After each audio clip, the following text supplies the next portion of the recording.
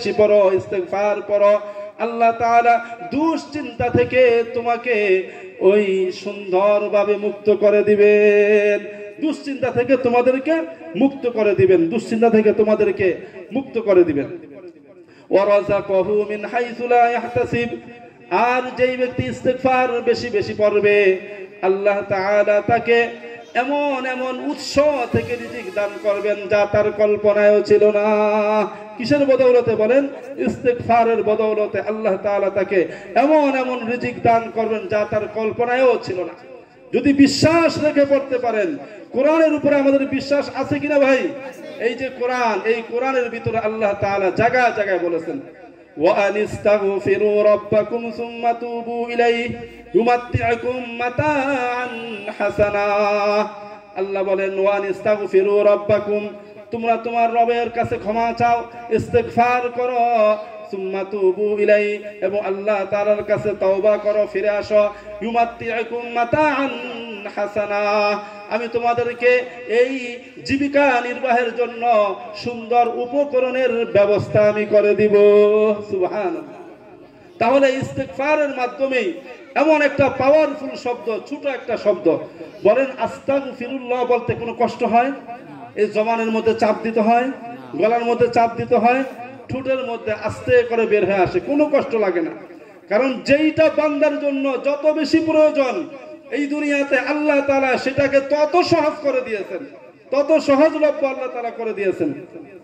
বলি আস্তাগফিরুল্লাহ, আস্তাগফিরুল্লাহ, অনেক পাওয়ারফুল একটা শব্দ। ইমাম আহমদ ইবনে হাম্বল রাহমাতুল্লাহি আলাইহি অনেক বড় একজন ইমাম ছিলেন, অনেক বড় একজন মুহাদ্দিস ছিলেন। যত হাদিসের কিতাবগুলো আছে, সমস্ত হাদিসের কিতাবগুলোকে যদি এক জায়গায় একত্রিত করা হয়, সমষ্টিগতভাবে যত হাদিসের কিতাব আছে, সবচেয়ে বড় বড় হাদিসের কিতাব হলো মুসনাদ আহমদ। প্রায় 40,000-এর ঊর্ধ্বে হাদিস এখানে সন্নিবেশিত করা হয়েছে।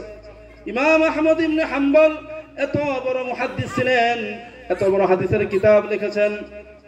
এই ইমাম আহমদ ইবনে হাম্বল প্রায় সময় হাদিস অন্বেষণের জন্য, হাদিসের ইলম অর্জনের জন্য সফর করতেন, ভ্রমণ করতেন। একবার তিনি সফর করে যাইতেছিলেন এক জায়গায়, অপরিচিত একটা জায়গায় আসার পরে সন্ধ্যা হয়ে গেল। তিনি মসজিদে ঢুকলেন, মাগরিবের নামাজ আদায় করলেন। মাগরিবের নামাজের পরে ভাবতেছেন, আমি তো একটা অপরিচিত এলাকায় চলে এসেছি, এখানে আমার পরিচিত কেউ নাই, কোন দিকে যাব, কোথায় যাব। তিনি নিয়ত করলেন এশারের নামাজটাও আমি এই মসজিদে পড়ব এবং এই মসজিদেই থেকে যাব, আর ফজরের নামাজ পড়ে এখান থেকে আমি রওনা দিয়ে দিব। যেই কথা সেই কাজ। এশারের নামাজ পড়ে তিনি মসজিদে বসে বসে হাদিস পাঠ করতেছিলেন। এমন সময় দায়িত্বরত খাদেম আসলো। দায়িত্বরত খাদেম এসে বলল, আপনি কে? বের হয়ে যান, মসজিদ এখন লাগিয়ে দিব। ইমাম আহমদ ইবনে হাম্বলকে না চিনার কারণে তাকে বের করে দিতে চাইতেছেন। ইমাম আহমদ ইবনে হাম্বল রাহমাতুল্লাহ আলাইহি বললেন, আমি একজন মুসাফির, এই এলাকায় আমার পরিচিত কেউ নাই, আমি মাগরিব এশা এই মসজিদে পড়েছি, নিয়ত করেছি ফজরও এখানে পড়ব, এই মসজিদে আমি থেকে যাব, তুমি আমাকে থাকার ব্যবস্থা করে দাও। খাদেম বলল, না, তোমাকে রাখা যাবে না, বের হয়ে যাও। বের করে দিলেন। ইমাম আহমদ ইবনে হাম্বল হাঁটতে হাঁটতে, কনকনে শীতের মধ্যে হাঁটতে হাঁটতে যখন একটা বাজারে আসলেন, আর ওই বাজারের এক সাইডে দেখলেন এক যুবক রুটি বানানোর জন্য খামিরা তৈরি করতেছে আর চুলা জ্বালাইতেছে। ওই যুবকের কাছে এসে ইমাম আহমদ ইবনে হাম্বল বললেন, ইয়া সাহেব, হে যুবক, আমি একজন মুসাফির, আমার এই এলাকায় পরিচিত কেউ নাই, আমি তোমার এই আগুনের পাশে বসে বসে এই কনকনে শীতের রাত্রটা কাটাইতে চাইতেছি, তুমি আমাকে অনুমতি দিবা কিনা? যুবক বলল, কোনো সমস্যা নাই, আপনি বসেন, এখানে রাতটা কাটাই দেন, কোনো সমস্যা নাই। ইমাম আহমদ ইবনে হাম্বল কিছুক্ষণ পরেই দেখলেন এক আজীব ঘটনা।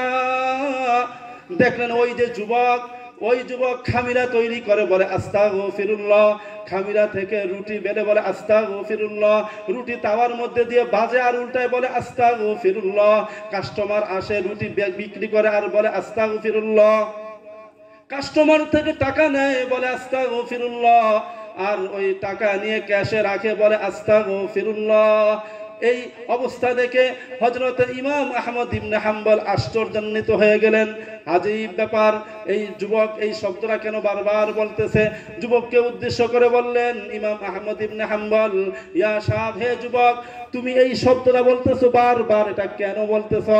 তখন ওই যুবক বলল, আমি আজ বহুদিন যাবত এই শব্দটা দিয়েই আমি সবসময় আমার জবানের মধ্যে জারি রাখি। ইমাম আহমদ ইবনে হাম্বল তাকে বললেন, এটার উপকার কি বলো? তখন ওই যুবক বলল, এই ইস্তিগফার, এটা বারবার আমার মুখে উচ্চারণের কারণে আল্লাহ তাআলা আমাকে মুস্তাজাবুদ দাওয়া বানিয়ে দিয়েছেন। সুবহানাল্লাহ। মুস্তাজাবুদ দাওয়া বলা হয় যার দোয়া আল্লাহ তাআলা কবুল করে নেন। সুবহানাল্লাহ। ইমাম আহমদ ইবনে হাম্বল আশ্চর্য হয়ে গেলেন।